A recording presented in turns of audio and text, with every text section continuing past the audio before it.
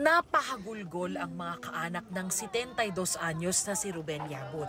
Nasawi si Tatay Ruben matapos matrap sa nasunog nilang bahay sa Zamora Street, Barangay 96, Pasay City. Talaga sobrang sakit po, mahal na mahal ko tatay ko.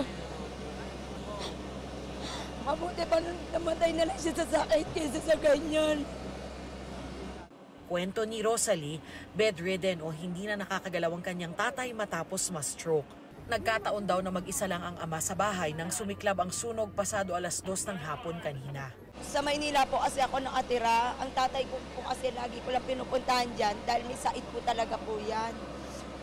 Ngayong araw na po ito, hindi po talaga ako nakapunta dahil masakit po talaga yung ulo ko kanina umaga. Nagulat na lang po ako yung tumawag po yung anak ko na nasusunog na raw po ang tatay ko. Isa si Darwin sa sumubok sumagip kay Tatay Ruben. Sabi ko bakit parang ang init. Kaya pagtingala ko, nakita ko na lang ang apoy sa kisame. Malakas, kaya madali akong lumabas ng kwarto. Sinalba ko rin yung isa kong stepfather eh. Una kong sinasalba, yung airpot niya, chewing ko. Kaso hindi na ako makapasok eh, dahil nga andun na ang apoy, ang lakas eh. Nasugatan si Darwin. Sugatan din ang isa pang residente at isang fire volunteer.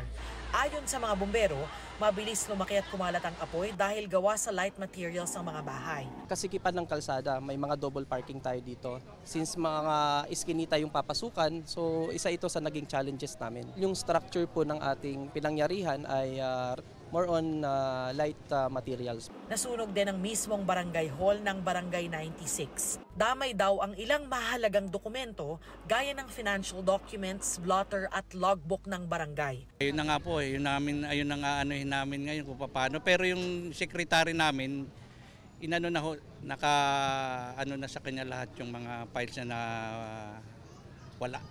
Matapos ang 2 oras, tuluyan ang naapula ang apoy. Sa tala ng mga opisyal ng Barangay 96, 48 bahay ang nasunog. Nasa 70 pamilya naman ang nawalan ng tirahan. Under investigation pa kung ano ang pinagmula ng sunog. Pansamantalang mananatili sa Zamora Elementary School ang mga nasunugang residente.